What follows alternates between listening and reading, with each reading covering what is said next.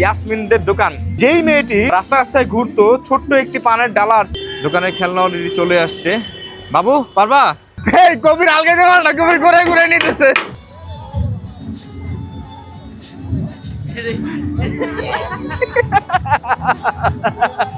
আমাদের বাবু ভাই প্রচুর স্ট্যামিনা, তার শরীরে প্রচুর এনার্জি। ওখানে রাখো, আস্তে সাবধানে। আসসালামু আলাইকুম সবাইকে। গতকাল আমরা চকবাজার থেকে ইয়াসমিনের দোকানের জন্য সব ধরনের খেলনা কিনে এনেছি। রাত হয়ে যাওয়ায় ইয়াসমিনের জন্য কেনা খেলনাগুলি বাসায় রেখে আসতে হয়েছে। এইদিকে আমরা দোকানের ভেতরের সব আবর্জনা ও ময়লা পরিষ্কার করা শুরু করি। আমি, হানিফ, কবির আর সুমন চারজন মিলে দোকানটা সাজানোর কাজ শুরু করি। ভিডিওতে হয়তো আপনারা সহজভাবে দেখছেন আমরা মুহূর্তের মধ্যেই সব পরিষ্কার করে নিচ্ছি, কিন্তু বাস্তবটা মোটেই এমন না। এই দোকানটি পরিষ্কার করতে আর সাজাতে যে কতটা পরিশ্রম হয়েছে তা হয়তো শুধুমাত্র ড্রিম বাইকারের পরিবারের সদস্যরাই জানে। যখন একজন প্রকৃত অসহায় মানুষের কথা আসে তখন এই কষ্টগুলো আর কষ্ট মনে হয় না। যতই কষ্ট মনে হোক না কেন, নিজের মানুষ মনে করেই হাসি মুখে কাজ করছি আমরা। আপনারা যারা নিয়মিত ভিডিও দেখেন সবাই জানেন, টাকা দিয়ে না পারলেও শ্রম, শক্তি ও মেধা দিয়ে আমি সবসময় আমার বন্ধু হানিফ হোসেন ড্রিম বাইকারের পাশে থাকি। মানবতার কাজে যুক্ত থাকতে পারাটাই আমার সবচেয়ে বড় শান্তি।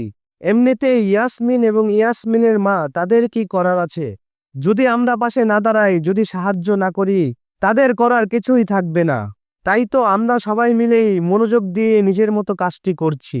আজ ইয়াসমিন অনেক খুশি। ইয়াসমিনের স্বপ্নগুলো ধীরে ধীরে পূর্ণ হচ্ছে, আর তাদের রাস্তায় হাঁটতে হবে না। ইয়াসমিনের কাঁধে এত বড় পান্ডালা নিয়ে আর রাস্তায় ঘুরতে হবে না মানুষের ধারে ধারে। আপনাদের ভালোবাসার ড্রিম বাইকার হানিফ হোসেন বলে, কাউকে সাহায্য করো এমনভাবে করো যাতে আর কারো কাছে হাত পাততে না হয়। তাই তো ড্রিম বাইকার হানিফ হোসেনের সাথে সবসময় ছায়া হয়ে থাকি। হানিফের এই ভালো কাজে যেন আমরা সবসময় পাশে থাকতে পারি। খেলনার দোকানটি আমরা কেমন সাজাতে পেরেছি সেটা অবশ্যই কমেন্টে জানাবেন। আগে কিশোরগঞ্জের সেই চাচার মুদি দোকান সাজিয়েছিলাম, এবার ইয়াসমিনের দোকান সাজাচ্ছি। চেষ্টা করেছি যতটা সম্ভব হয় সুন্দরভাবে সাজানোর জন্য। আপনাদের মতামত আমাদের জন্য খুব গুরুত্বপূর্ণ।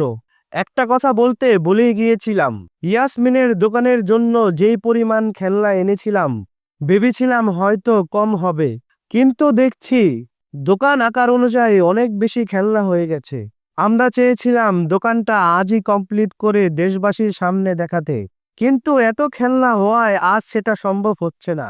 কত সময় লাগবে ঠিক জানি না, তবুও যত কষ্ট হোক, যত রাতই হোক, আমরা সাজানোর কাজ আজই শেষ করব। সাথে জানাবো ইয়াসমিনে নতুন দোকান পেয়ে কেমন অনুভূতি করছে, আর জানবো ইয়াসমিনের মার অনুভূতিটাও। আপনাদের কাছে আমার সামান্য একটা চাওয়া আছে, হানিফের জন্য সবাই দোয়া করবেন।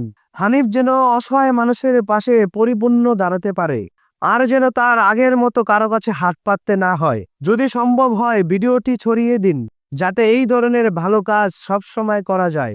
আপনারা একটু সময় দিলে এই কাজটা করতে আমাদের আরো ভালো লাগে। আপনাদের এই ভিডিও যদি ভালো লেগে থাকে তাহলে ছোট্ট একটি সাহায্য করবেন, সাবস্ক্রাইব করুন, ফলো করুন এবং লাইক দিতে ভুলবেন না। আপনার ছোট একটি সাপোর্ট আমাদের আরো ভালো কাজ করতে অনুপ্রেরণা দেয়। চলুন একসাথে আরো বেশি মানুষের পাশে দাঁড়াই এবং ভালো কাজ করি। সবাই ভালো থাকবেন, সুস্থ থাকবেন। আল্লাহ হাফেজ। আসসালামু আলাইকুম সবাইকে।